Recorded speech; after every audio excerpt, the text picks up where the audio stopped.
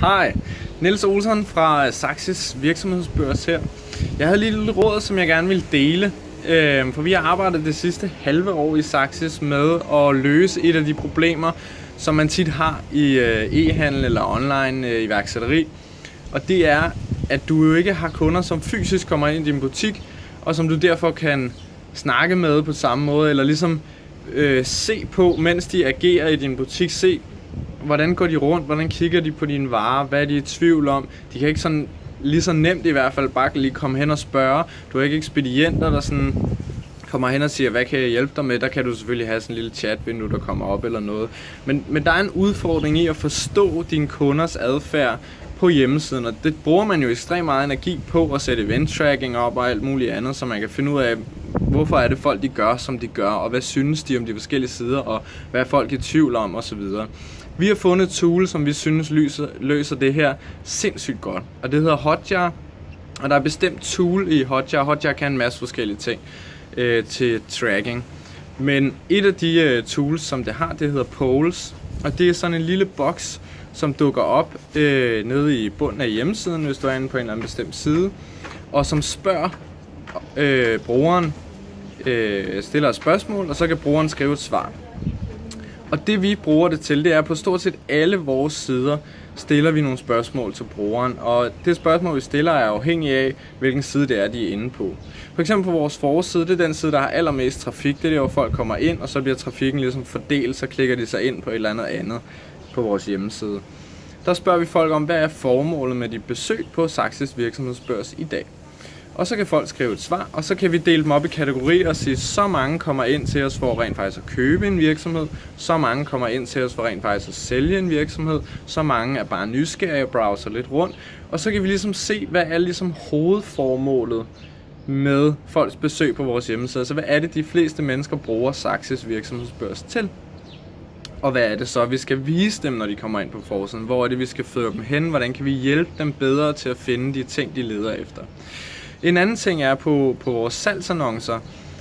Der spørger vi folk, hvad afholder dig fra at kontakte den her annoncør? Og så beder vi dem også om, hvis de gerne vil have svar tilbage på deres henvendelse, så kan de skrive deres mail, og så kan vi så svare dem tilbage. Og det vil sige, at så kan folk for eksempel skrive, jamen jeg synes prisen er for høj, eller jeg er nødt til at vide, hvor henne i landet den her virksomhed ligger, før jeg ved, om det er interessant for mig at tage kontakt til sælgeren. Og så kan vi vende tilbage til folk og svare dem på de her spørgsmål og hjælpe dem videre, og måske få besvaret de her tvivlsspørgsmål, de har, sådan så de kan tage kontakt til sælgerne, de kan komme videre, eller de kan finde en anden virksomhed, eller vi kan hjælpe dem med at finde en anden virksomhed, som måske passer bedre på det, de leder efter, og så sende dem nogle links til dem eller noget andet. Og på den måde kan vi samle nogen op, som måske ellers ikke var blevet til kunder. Dem kan vi så sørge for, at de også finder det, de leder efter, eller de får svar på de spørgsmål, de måtte have. Mange af vores andre sider, som folk bruger rigtig meget, som for eksempel den, der hedder Mine Annoncer, hvor du kan gå ind og redigere i dine annoncer, eller tilføje billeder eller andre ting.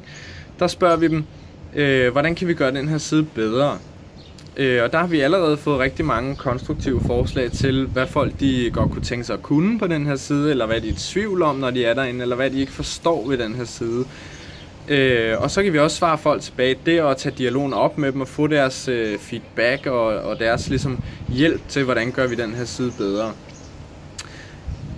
Det her, det kan man jo bruge til mange forskellige online virksomheder. Det vil jo være essentielt at bruge i sådan noget som en webshop, hvor du så på de enkelte produkter kan gå ind og spørge folk, hvad er du i tvivl om omkring det her produkt? Eller er der noget information, du mangler for at tage beslutningen om at købe det her produkt? Og på samme måde bede folk om lige at skrive deres e-mail, hvis de gerne vil have svar tilbage. Jeg tror, du vil blive overrasket over, hvor mange der rent faktisk gerne vil stille spørgsmål til dig, og vil gerne vil have dit svar tilbage, gerne vil i kontakt med dig. Folk er jo inde på din hjemmeside, fordi de leder efter et eller andet, som du forhåbentlig kan give dem. Så det er jo ikke fordi, at de er uinteresserede i dig, eller din virksomhed, eller dit produkt. Og vi har i hvert fald været overrasket over, hvor meget feedback, og hvor meget konstruktiv feedback vi har fået fra de her polls. Og det har hjulpet os ekstremt meget i at forstå vores brugeres adfærd, hvad det er, de leder efter, hvad de mangler information, hvad de er i tvivl om.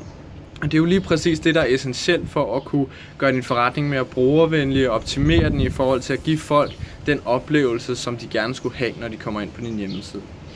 Så det var et lille råd. Gå ind på hotjar.com og tjek det ud. De har en gratis version og en betalt version. Vi betaler for det. Det koster ikke særlig meget, og vi synes, det er alle pengene værd i forhold til den viden, vi får om vores kunder og vores brugere. Så prøv at tjekke det ud. Du er velkommen til at skrive til mig, hvis du har nogle spørgsmål omkring, hvordan man bruger det. Så skal jeg gerne hjælpe dig. Jeg lægger et link hernede i beskrivelsen til, hvor du kan hente Hotjar. Og så er det bare at give den fuld gas og stille en masse relevante spørgsmål til dine kunder. Så held og lykke med iværksætterprojektet, og hej her fra Santorini.